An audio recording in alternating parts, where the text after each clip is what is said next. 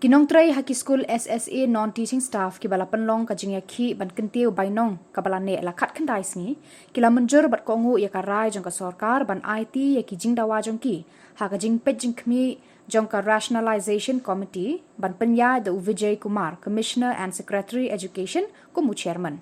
ka kong Jennifer Senram president kinong tray haki school SSA kalaong wat lada ka seng kam hun rei kala menjur bat khmi renti bakan ni ka komiti kan penmi ya karai ka babha na ka banta kinong tray haki school SSA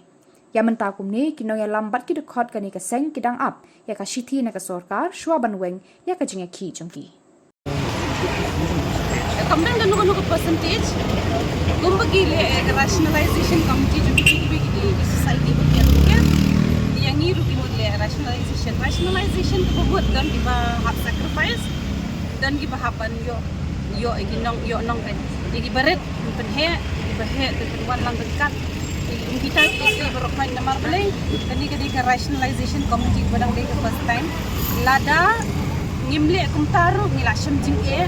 namar jing ken jing dia ar opportunity do financial burden bukan sakambut ya ka pakadi ka ba kasin maningkong tingi suhapan bansi ban su accept la ngi mundu henry ya kadi ka tinga kendu balarai na ningkong hi yang mengisi kendu biang la shamsnem hadin ke financial year dal adap ka 31st March dan saya kendu biang sa sisin bat kani ka committee ka review biang ba iging sali structure sa hadin salsnem kemudian kini ke JQ ke JP bila withdraw inda yo ashwa ya kata ka shiti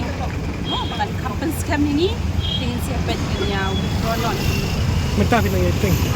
nang kaya bangin withdraw mata na mabay shiti ni pato tingin layo ta black and white tingin siya pet niya right no hak ni decide pada isi ni dia kata ngim pala pan ai ho jipi nama beli kata ya chwati nama beli la ni tu no hang ni se kan mon kata ka pagong oh dina kata bajing sya ka pagyo nama beli kalau ni dan di ban apa dia streamline ni nama rei ni kata ni kau pan beli insurance na ni ai ni kata ni din la within how many months ni how many weeks in that dia kata kan dia pagyo ka find figure no bayo ba tayo ka panay din siyang hangi bangin naman ini staff din nagi district fair tayo allotment yang data yung staff ni ang pasin na bentuk nila dan ni masiteng kanungin judi verified yang jingkiran ba ay ng tan ho di kata ka structure sa bangin bansi bansim ka dia naman balik kalau kami naman ek ka ban penuan sa cingha de basdang karabor sa de ka cinghe tinggi pengisam ke jingke ngi haban petang dan dia bunyi dan dia wajok ni bentar ada jingkom pun ho 100% tinggi 4 pun ni dapat tray mansi bangin accept ni kata kata ajuki dabang impak yo pada kata kata tin assurance dapat tin letter nak ni kilap kong bakin ai nak kasi dan kilaban ai nak kasi sakam kita kata